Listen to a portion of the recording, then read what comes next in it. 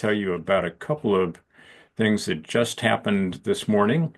The Carbon Leadership Forum just this morning released an embodied carbon video training series, a whole set of videos that we originally did for Washington State um, for for the use of policymakers around the state of Washington. But now, with help from the foundation and from the state of Washington, we're releasing this series for the benefit of anybody else. It's especially useful for policymakers, but generally, it's a great general course in embodied carbon assessment and reporting and life cycle assessment generally. There are modules on embodied carbon 101, an introduction to life cycle assessment, an introduction to environmental product declarations, a whole building life cycle assessment um, video, and then finally embodied carbon policy strategies. And I'll put a link to that set of videos in the chat window right now. So give me just a second to do that. And then the second thing that we released just this morning were model embodied carbon specifications, a whole project that provides a whole set of resources, including templates for people for designers to use in listing requirements for procurement, for cast in place concrete, for precast concrete and shotcrete for unit masonry, for structural steel, and then a sustainable product data reporting form. And so there's this whole set of Word files that designers will be able to use directly, adapt and configure to their needs for specific projects. And I'll put the link to those specifications in the chat window as well.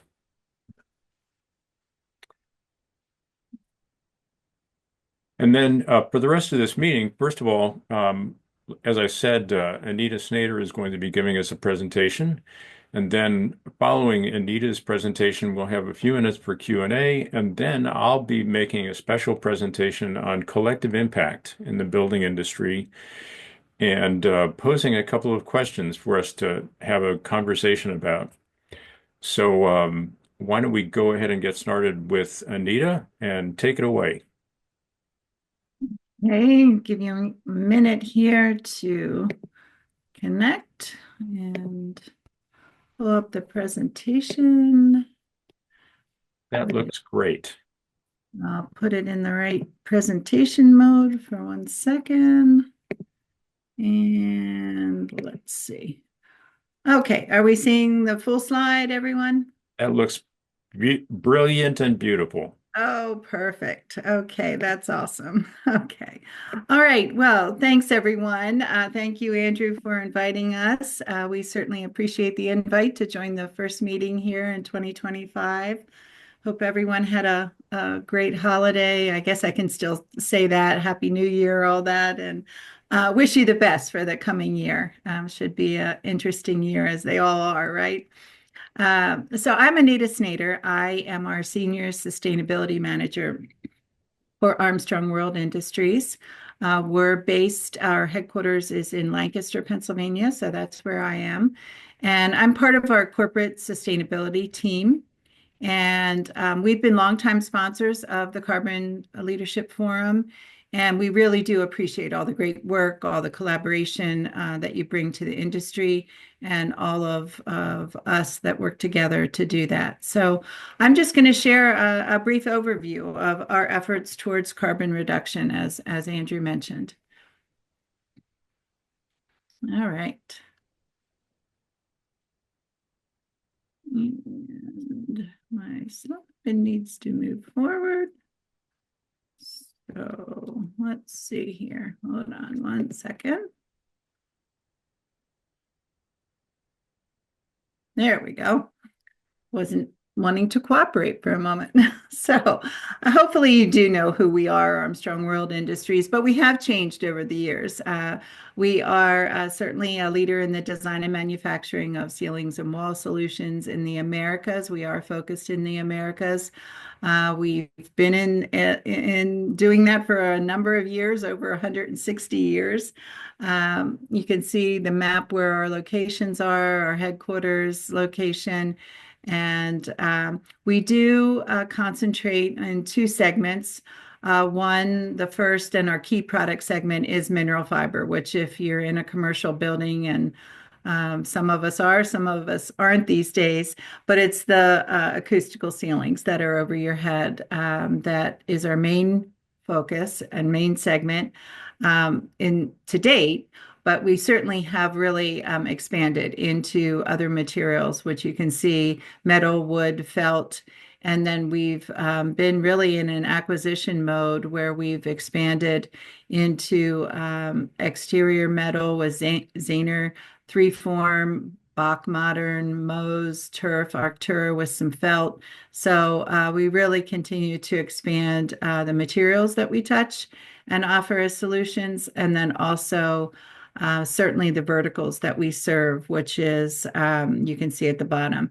Our main focus was in office, certainly, and education.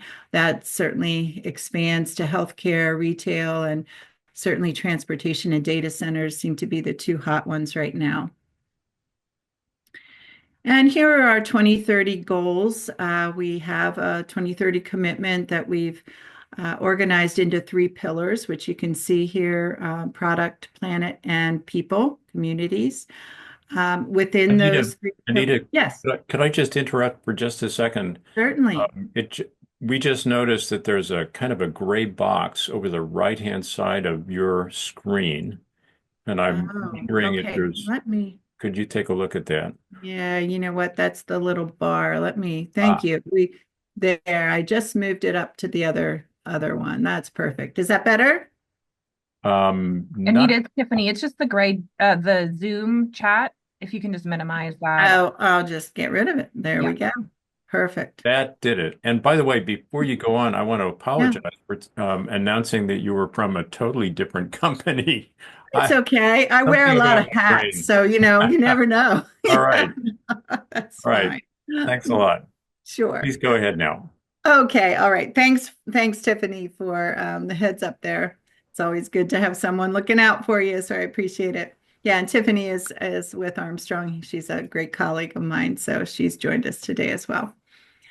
Okay, our three pillars. So, product, planet, and people. Within those pillars, we have three goals and three targets. We've spent a lot of 2024 really creating roadmaps for targets, and our board of directors, of course, has asked, well, how are you going to get to those 2030 goals? So we've really been focused on integration and laying out the plan to get there.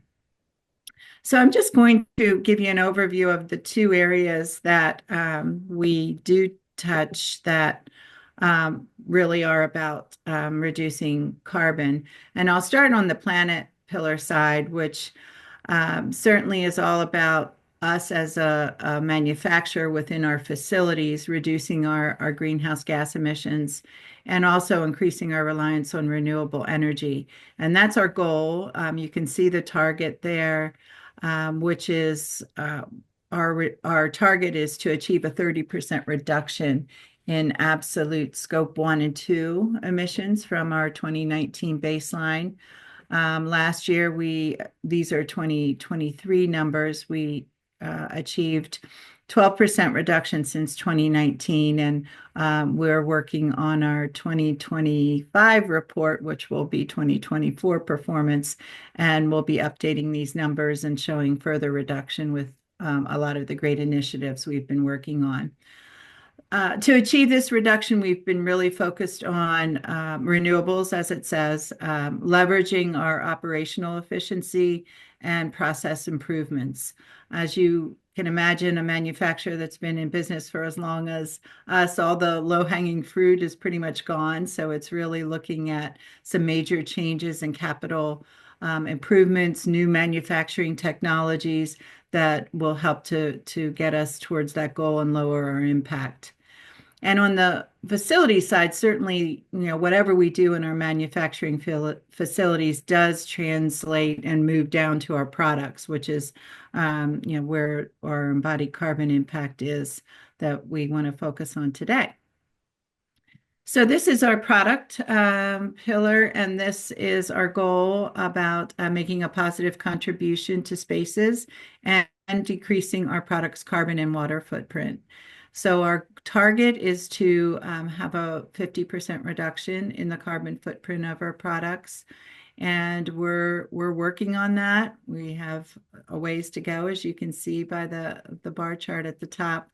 And also water. Energy, water is part of our process. So if we can reduce that water use, we can also help to reduce the energy in order to dry the product that we produce. So we're focused on carbon reduction in both our operations and in our products. And I thought this would help to kind of show you where we really do focus. And this is really showing across the whole life cycle of a product. And we're certainly our major focus is in the first stage, the product stage of the life cycle. Most interior finishes, 75 to 80% of our global warming potential and impact is from our raw materials, our transportation of those raw materials, and then our manufacturing of our products. So that's really where our main impact is. And that's, of course, what we report through our EPDs and our embodied carbon numbers. But we do touch the other stages as well, certainly through some of our acquisitions. We do in the construction process stage, we contribute through one of our companies called Overcast Innovations, which helps to reduce the embodied carbon through modular construction design. So that's a new area for us. And then, normally ceilings are pretty passive and don't contribute or reduce in the use stage. But we've just introduced a new platform through energy saving ceilings, and I'll touch on that a little bit later. And that really contributes to the reduction in operational carbon and energy use. And so we do affect that use stage a little more than we have in the past. And then if we look at end of life through our circularity efforts, we reduce embodied carbon by providing a solution for our ceilings through our ceiling take-back program. And we literally do bring those ceilings back and put them into new products. And that helps, of course, reduce the embodied carbon by using less virgin materials and using the recycled materials. So it is a entirely closed loop solution. Armstrong has been one of the first to produce EPDs on ceiling products. So we've been at life cycle assessment for a number of years. And I've been with Armstrong for over 20 years. So I've gone through that life cycle assessment, and we were right there, and we had already completed a lot of them before that whole drive for transparency back in 2015, 2016. We do have a commitment to create EPDs on all of our products by 2030. So that's a big goal for us. We're pretty much there in our mineral fiber, our core product category. But as we keep adding new products, of course, that challenge continues. So we are looking at new suppliers, new materials, and creating new EPDs for those types of products. We are very transparent about our products from both an ingredient standpoint and an impact standpoint. So we do publish all of our transparency documents on these frameworks from Mindful Materials, Ecomedes, and of course on the EC3 tool as well. and on our website. We have a very good transparency area of our website.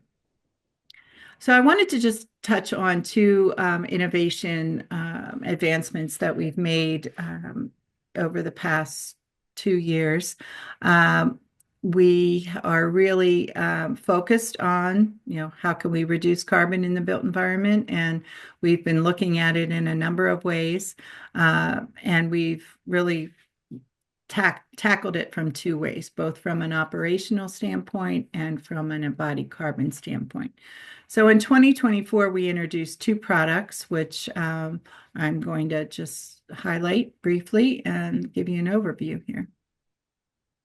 The first one is all about operational carbon, so a new space for us. And it's really about our sealing being more active, and it is all about helping to improve thermal comfort with ceilings and help regulate indoor temperatures. So it is using what's called phase change material, PCM technology. And I'm going to just play a short video, which is going to help to highlight. Armstrong harnesses the power of phase change material to add thermal performance to its portfolio of mineral fiber acoustical ceilings. Introducing TempLock energy-saving ceilings from Armstrong. What is phase change material? Matter exists in 3 states or phases: solid, liquid, or gas. Consider the most common phase change material: ice. When ice melts, it absorbs heat, changing phase to become water. When it refreezes, the water is actually releasing the same heat, changing phase to solid. Think of TempLock as an ice pack integrated to your ceiling, but tuned to room temperature. It changes phase at 72 rather than 32 degrees. This means as interior temperatures rise, TempLock begins to melt and absorb that heat. When the temperature in the building dips below 72 degrees, TempLock releases heat and resolidifies. TempLock is lightweight thermal mass, storing and releasing heat to help regulate indoor temperatures and keep building occupants comfortable. Harness the power of phase change material. Specify TempLock energy-saving ceilings. Only from Armstrong. So that's our work on the operational side, and certainly it's a new product. We're working with all new parts of the industry, and we have some partners as well, companies that focus in that area. So there's certainly more on our website if you'd like to learn more. So on the embodied carbon side, we really have been looking at our products and what levers can we pull in order to make an impact. And we have looked at little tweaks all along, but this has been the first major real reduction that we've been able to accomplish, and it's with one of our standard popular ceilings called Ultima. And it is a 43% reduction in embodied carbon through the use of biochar. So we're using a sustainable raw material, replacing one of our other raw materials that is carbon sequestering. It is carbon negative material because it really does remove carbon from the atmosphere and stores it in the soil. So it's all about agricultural waste being used as a raw material. It is a negative emissions technology that helps mitigate climate change. So we were really excited to be able to incorporate it into our ceilings. They all look and perform the same. They all have all the great attributes that they do from a performance standpoint, but definitely a lower embodied carbon. So here's When the climate imperative is at the core of your design, embodied carbon and global warming potential of every building material matters. Introducing new low-embodied carbon ceilings from Armstrong. Low-embodied carbon ceilings harness the power of sustainable carbon sequestering biochar to significantly reduce the embodied carbon in our most popular ceiling panels.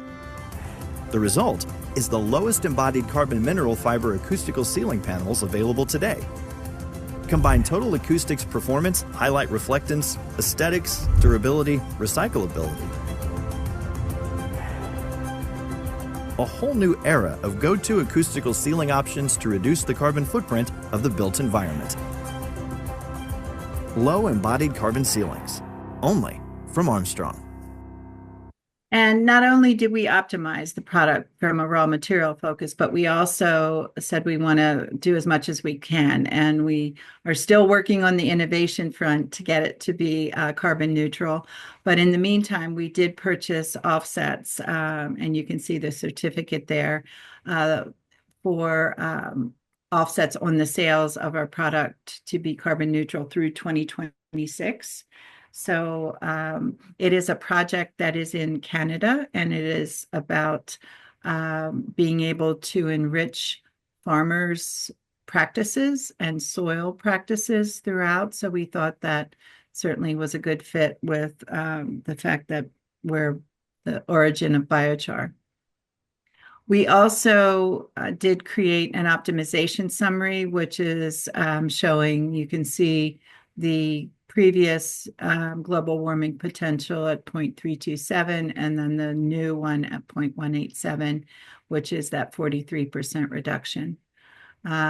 We also, this certainly helps with LEED credit achievement, and even more so as we move into LEED version 5 with the emphasis on decarbonization.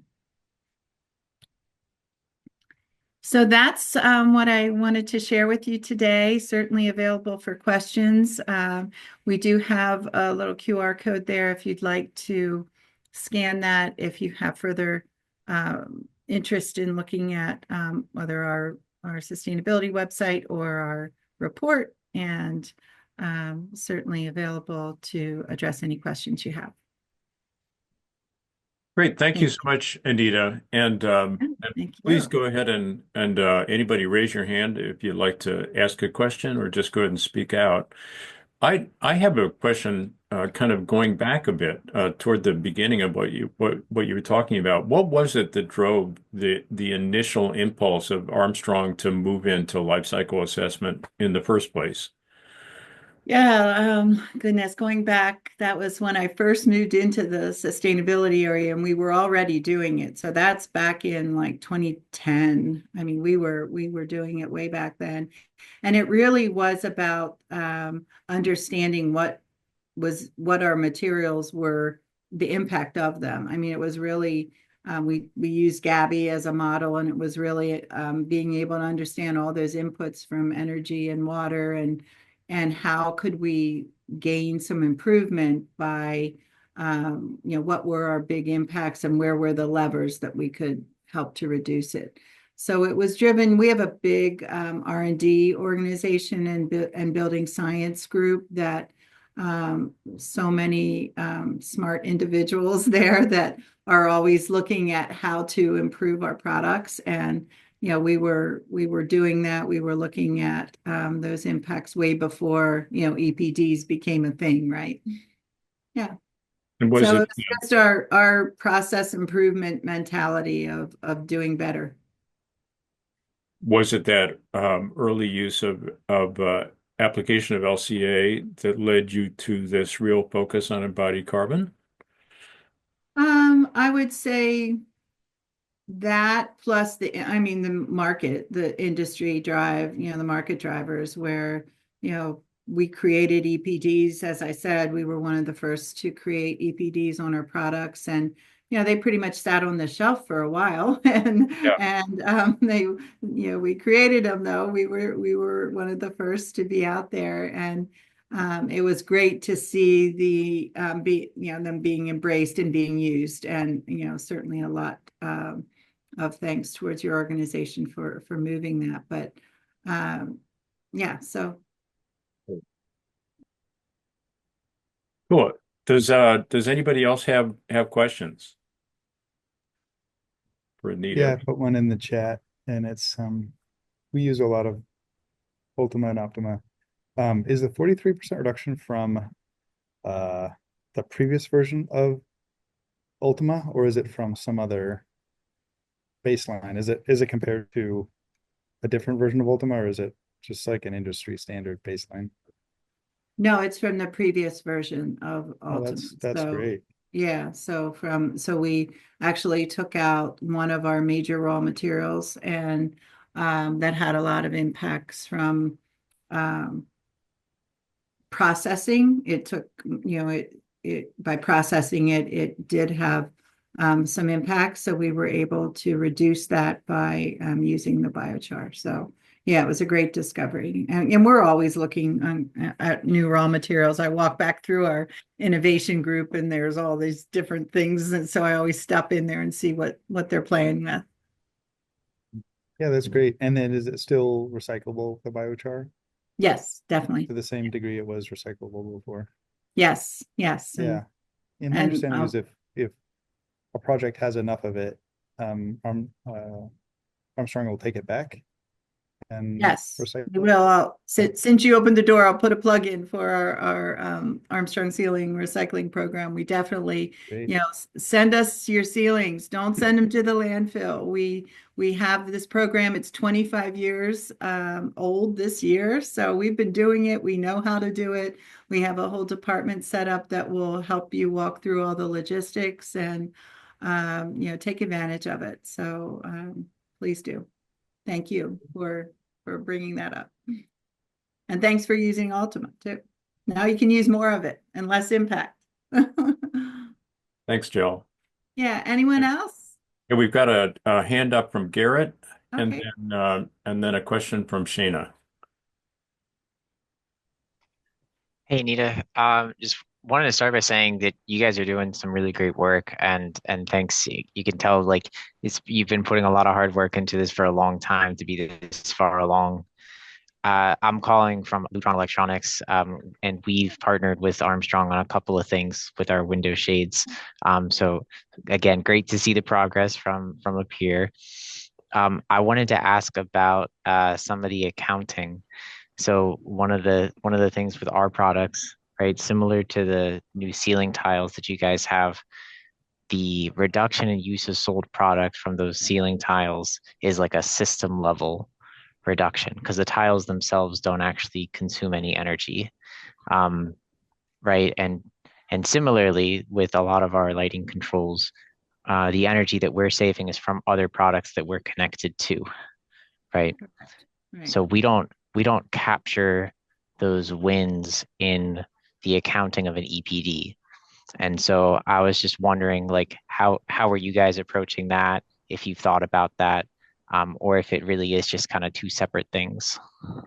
Yeah, it really is two separate things. Yeah, I mean Yeah. the product itself, the manufacturing, the materials is all about our embodied carbon impact and the reduction there. But then on the operational side, we've been working to get into energy models to be able to show the reduction from a operational side. So yeah, we have not done any accounting within our life cycle and our publication of the EPD. Yeah, because Right. we're still new in finding out, we really want to get some concrete numbers. We've done some pilot projects, we've done some estimates, and we're looking for those lighthouse projects that we can go out and really get a span of types of buildings and types of installations. But yeah, I Got it. remember the days of working with Lutron. I that was great. So yeah, Yeah, good. nice to talk to you. Yeah. Yeah, nice to meet you. Yes. We've got a Okay. couple of We had one other. Yeah. We've got a couple of questions in the chat window. Shayna Kelly says, Anita, I've seen phase change materials installed in plastic pillows previously, but not within ceiling tiles. And I had the same question, actually. I may have missed this, but how is the liquid stage of the PCM contained within the tile? Yeah, it's actually on the back of the tile. So it's a Not on the separate, facing. Yeah. yeah, it's not in the actual ceiling. So our ceiling is the same as it normally is, and then it's put on the back of that ceiling tile. So it becomes a total assembly. Yes. Does that impact the recyclability, or can it just be pulled off when it gets recycled? Yeah, it can be separated, and we of course haven't recycled any yet because they're just out there, and hopefully they'll be out there for a lot longer. But yes, but that is what we've defined as our process, is to be able to separate them, and we've tested that out. So yes, Thank you. yes, thank you. Lauren asked in the chat window, will the optimized DPD be published on Transparency Catalog, or is it on the Armstrong website? And Tiffany responded right away with a link to the website. So thanks a lot, Tiffany, for that. Worth noting, yep. Any other questions that people have? Yeah, we've tried to make it as easy as possible to find our information. So we have a whole transparency website. So, go there and everything should be there for you. So Great. anything else, Andrew? I think that's it. So Okay. thank you Well, very much, Anita. That was a thank you. great presentation. And I'm going to be dreaming tonight about PCMs. There you go. Yes. Yeah. Well, thank you. I appreciate being able to share some time with you this morning. Thanks. Testing. So I noticed that Megan Lewis is also on the call from the CLF staff. And Megan, a little bit earlier, I think just before you joined the call, I told folks about our new video training series that we just published this morning, which is really exciting. And I also said something about the model embodied carbon specification documents, those templates that we just published. Would you like to add anything else about how the CLF expects these to be used, both of the sets of resources? Yeah, I think, well, we worked on them in the collaboration with Washington Department of Commerce. So the first use was they will be using it to support implementation of bike lane by fare in Washington State. But from the beginning, they wanted them to be a resource that we shared broadly. I think they're thinking about all of the other states and municipalities that are implementing embodied carbon programs. The training video series covers a range of topics. It's really not specific to bike lane, I'd say. And then the model specifications as well. Basically, they can be used for any project. The training series is really focused on embodied carbon 101, EPD 101, the sort of basics, as well as building LCA. And then the model specifications cover a huge range of materials within steel, concrete, and wood. And so that's where you can sort of see the Washington bike lane by fare piece of it coming through, because they were developed with Washington State, and those are the materials covered. So yeah, any project who would like to see example specifications. Great, thanks a lot, Megan. And in the notes for this meeting and the recording of the meeting, I'll send out within the next day or so. I'll also provide those links to both sets of the new resources from CLF. So now we've got another 22 minutes left in the meeting. What I'd like to do is I want to provide you with a short kind of presentation on collective impact, and talk about what that means for what that has meant for CLF and a specific project that you've heard about from CLF and our partners. Several years ago, the Carbon Leadership Forum, we created what we called the NGO Roundtable on Embodied Carbon.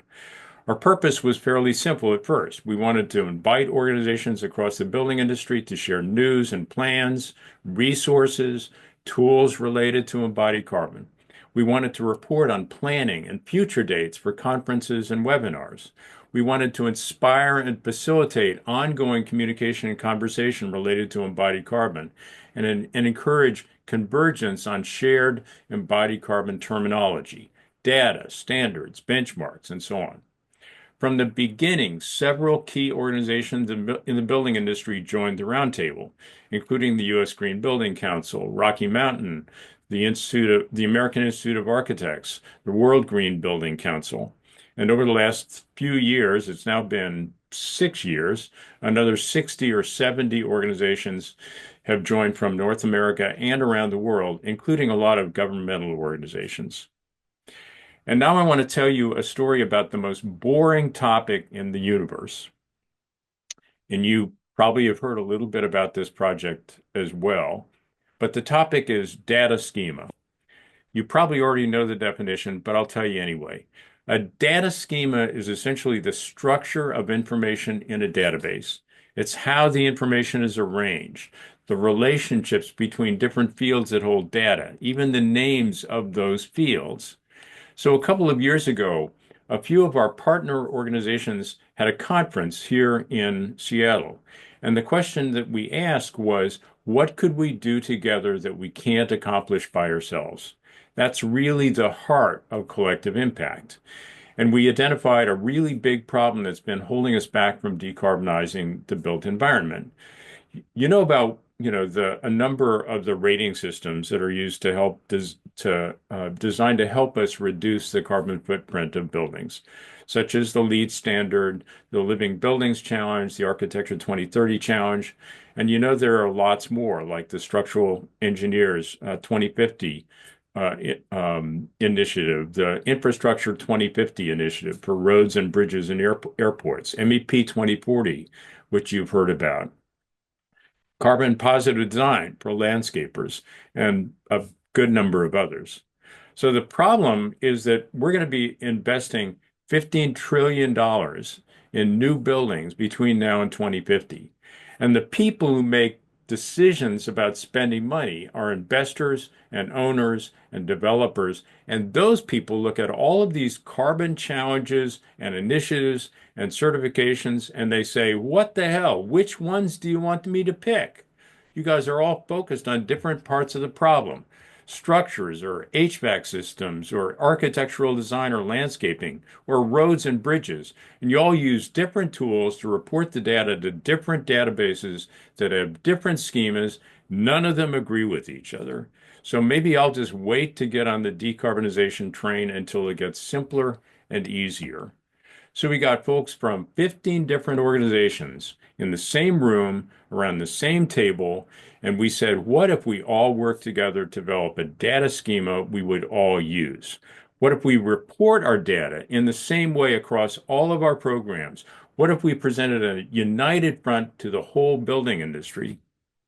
The word we got back from the real estate industry was, yes, you bet, that would be a game changer. So the story is that 15 organizations have worked hard for 2 years to produce this shared data schema, and we call it the ECHO project, Embodied Carbon Harmonization and Optimization Project. And sometimes you really do need a great acronym to help out. And last fall, we finalized the shared data schema. All of these groups will be implementing it across all of their reports and certifications across the industry. And the vision is expansive. What if deep concern for reducing the carbon impact of buildings is what drives that $15 trillion investment in new buildings? What if all of those decision makers someday use the same set of optimized data to make really smart decisions about how to build better buildings that are also better for the planet? Collective impact is all about employing a concrete set of specific tactics to support the resonance that already exists among a set of diverse partners and collaborators. It's about making resonance conscious, intentional, and visible. And it's about delivering shared specific outcomes that meet shared objectives. So now, what about CLF sponsoring companies? For CLF's history, we've had a fairly standard setup for CLF sponsors. You provide some essential sponsor dollars to support our most critical work. We place your logo on our website. We invite you to these meetings. We tell you what we're up to. We hear a great story like what we just got from Anita about what one of your companies is doing, how you're acting to reduce embodied carbon. But now let's do some creative thinking. I'd like to create breakouts with 3 people in each little group. Let's all meet for a few minutes to discuss this big question. As companies in our industry, what could we do together to reduce embodied carbon that we couldn't do by ourselves? What if this meeting evolved into a full-blown collective impact initiative? So that's the big question for us to think about. Let's kind of focus on that just for a few minutes in our little groups and then come back together and do a little bit of reporting. Hello, welcome back. So we had a few minutes there, and maybe it was, I'm guessing that everybody thought, well, I could have used another minute. But we're coming to the close of the hour, so I don't want to lead into the next hour too much. So any thoughts coming out of those little discussions? The question was, what can we do together that we can't do easily separately that would make a real difference in reducing embodied carbon? I'll break the ice. Go ahead. So I was on with Julia, who's a very talented structural engineer, and we were talking about the hesitancy of owners wanting to adopt new materials. You know, it's a cost, it's a scale issue, and also it's untried. And she said that there's a lot of PhDs who are testing their theories.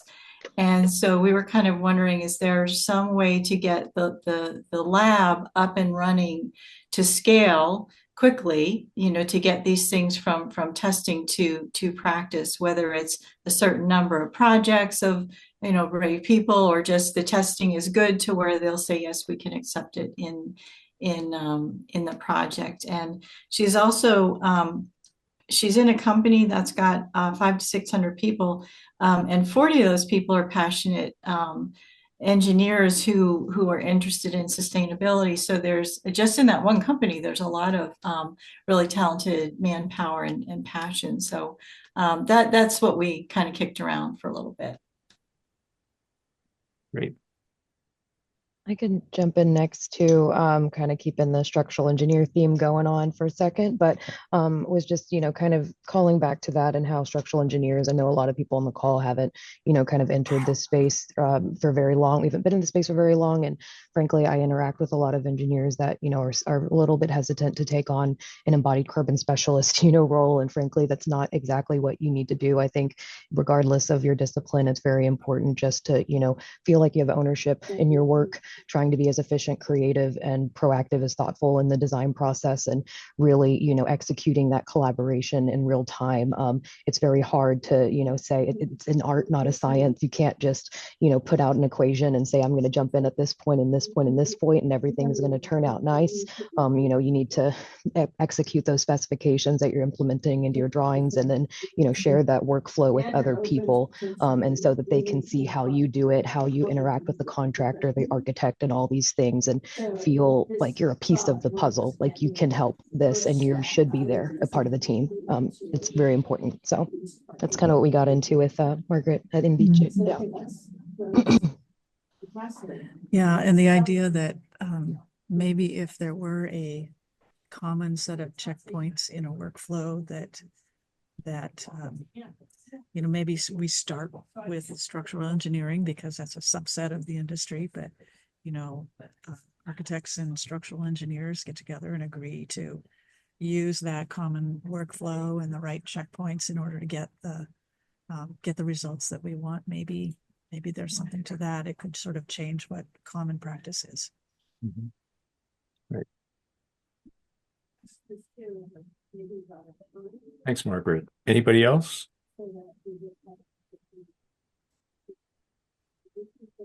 I'll just call on a few people at random. How about that?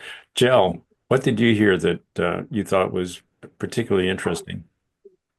Talked about a couple of things. One was education of especially smaller practices.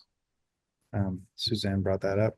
You know, the leading 5 or 10%, the larger practices have sophistication and specialization, and a lot of the smaller practices don't have that. They don't have the specialization it takes to kind of understand and educate, self-educate. And then we also talked about the circular economy, which is something that, you know, we need absolutely everybody to be involved in, or else it's just not going to work.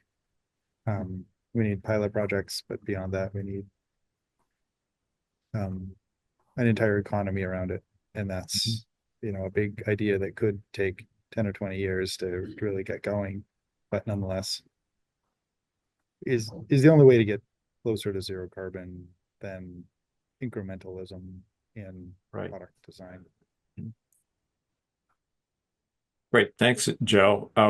We are a couple minutes over, but I'd like to ask two more people and then we'll quit. I know that we're losing people because other meetings are coming up.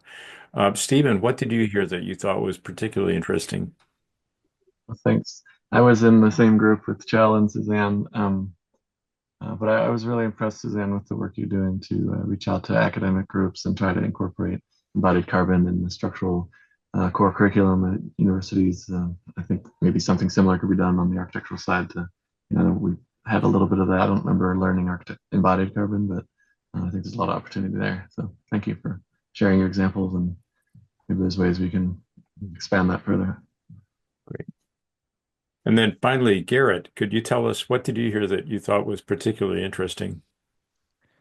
Yeah, one of the things we talked about is how to make impact in scope 3 emissions. So whenever we're, buying materials from a supplier, we're a fraction of that supplier's carbon footprint, right? That's like how the accounting represents our scope 3.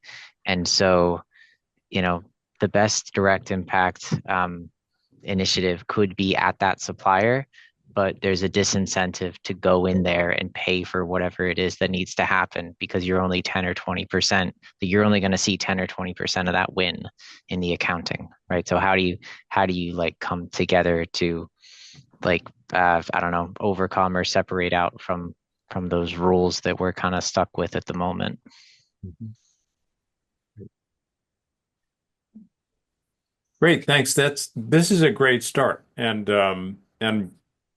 what I'd like to do over the next several months is integrate this discussion of collective impact more into the meetings that we have. The questions are, it's not just what can we all learn from the work that CLF is doing, but what can CLF and all of us learn from all the work that all of you are doing as well. And how do we make that manifest or make that more apparent and more something that all of us can learn from. So thanks very much for all of you to stay on a few minutes later than our scheduled time, and we'll all see you next month. Thank you, Bye-bye. Andrew. Have a great day. Thank you.